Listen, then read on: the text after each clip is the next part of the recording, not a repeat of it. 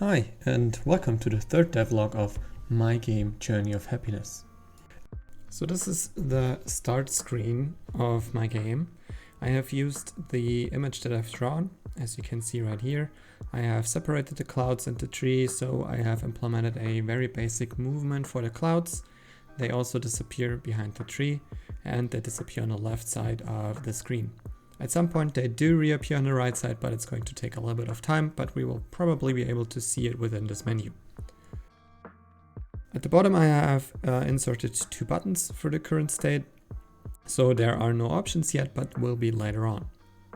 With the exit button, obviously the application is going to be closed. With the start button, a user interface is being presented, and here the player is able to load an existing game or create a new game. So I've already implemented logic to save the game and the state of the game. In the top right corner of this interface, there is a button to close this menu. So if I close it, I am presented with the start screen again, and I can click exit. As long as this menu is open, there is no action or interaction with these buttons possible. Also, you can see that there is no information yet displayed for the save game. So currently it's just displaying Journey of Happiness 0. Obviously later on in the game, the player will be presented with the progress that he has made in this save game. So for example, which in-game day he's on, how much money he has and stuff like that. I can also go ahead and delete the save game. So I can click on this delete button, and then the user is presented a small dialog whether he really wants to delete the save file or not. Clicking on yes will definitely delete the save file. Clicking on no will just close the dialog. So let's go ahead and load a new game. And as you can see, a lot has actually changed. We have a lot of trees, we have a couple of stones. The player is in the middle of the screen in front of the house. Currently the player is not able to enter the house. I do also still have my inventory, but of course, starting a new game, the inventory is empty. So let's go ahead and spawn a couple of items so I can show you the new things that I've implemented. There are no new items yet in the game, but I still have my axe, my pickaxe, my bucket, my shovel, and the carrot seeds. Let's go ahead and fill up the bucket. And now I can select the axe, for example, and I can chop down the tree. So I've already implemented an animation that is being played when the player actually chops the tree, and when he hits the tree is going to jiggle a little bit, as you have seen. So as you can see right now. As soon as you hit the tree currently 3 times, the tree is being destroyed. It falls over, disappears, and spawns 3 logs. I can now go ahead and collect these logs, and I have them in my inventory. Of course, I can do the same thing for the stones. So I can go ahead and I can destroy the stones. I have implemented a pickaxe animation, and I have implemented an animation that is being played as soon as the stone is destroyed. And destroyed stones spawn smaller stones that the player is able to collect. Of course, I've also implemented an animation when a smaller stone is being destroyed. And currently they both spawn 3 smaller stones, which obviously will be changed later on. Whenever the player creates a new game, stones and trees are randomly spawned. So each time you create a new game, the amount of trees and stones that are initially available is going to be different, but they're all around, let's say, 400 trees and 380 stones, roughly like that. I can also still go ahead and I can use the shovel to dig up the dirt. And I can still place my seeds. Let's plant some carrots, and I can go ahead and I can water those. Everything is animated, which I really love. Let's refill the bucket. And let's re-water them, because I fixed the bug that the crops are not growing anymore if the tile is not watered. As you can see, this carrot grew, these didn't. So now the carrot is harvestable. I can click at it and I can collect all of these carrots that I spawned. Also, I've made some improvements to my inventory. So currently I have this 9 stack of carrots. I can go ahead and I can select one of the stack by right clicking it. I can select the whole stack with the left click. And I can select half of the stack with shift right click.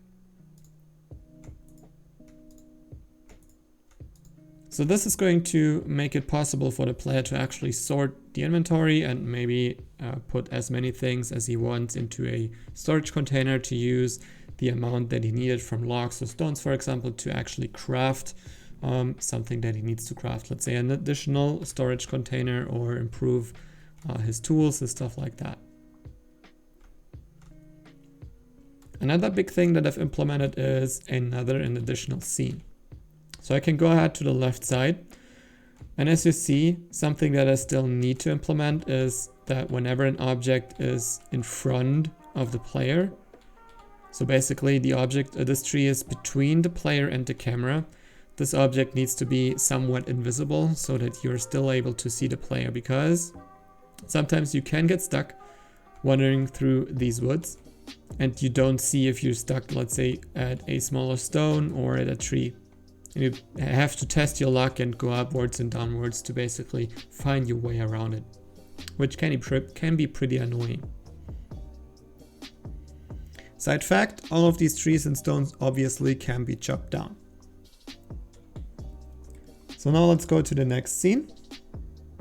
The trees and stones in here are not destroyable, so I can select my axe, and of course the animation is still being played, but the tree is not going to be chopped down.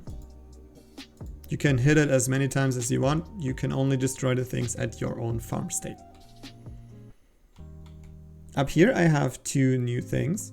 I have, for one, the entrance to the mine, which I really like. It actually looks like an entrance. It turned out pretty decent. There is no interaction yet, so I can walk into the entrance, but of course it's not going to teleport or to move the player into the mine yet because I don't have a mining scene yet. Here we have a character. Currently the character is going to be the character that you will be able to talk to and that you will be able to sell stuff to, let's say carrots, stones and logs for currency, and you will also be able to buy things from him. My plan or my goal till the end of the year is to create a prototype, like let's say the start screen, the farming screen, this scene, and also a mine, and this one character where you can then buy and sell stuff from. Later on in the game, this character will obviously not be placed here.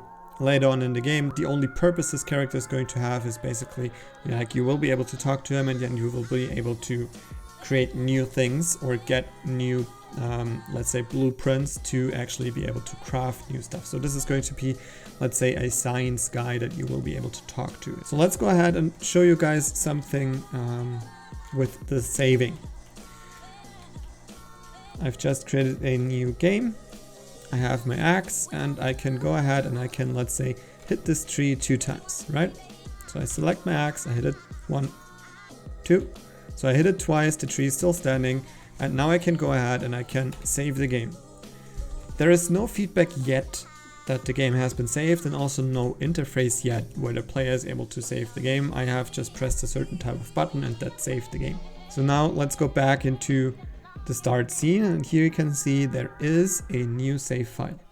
I can go ahead and I can load the save file, and it set my player back to this place over here.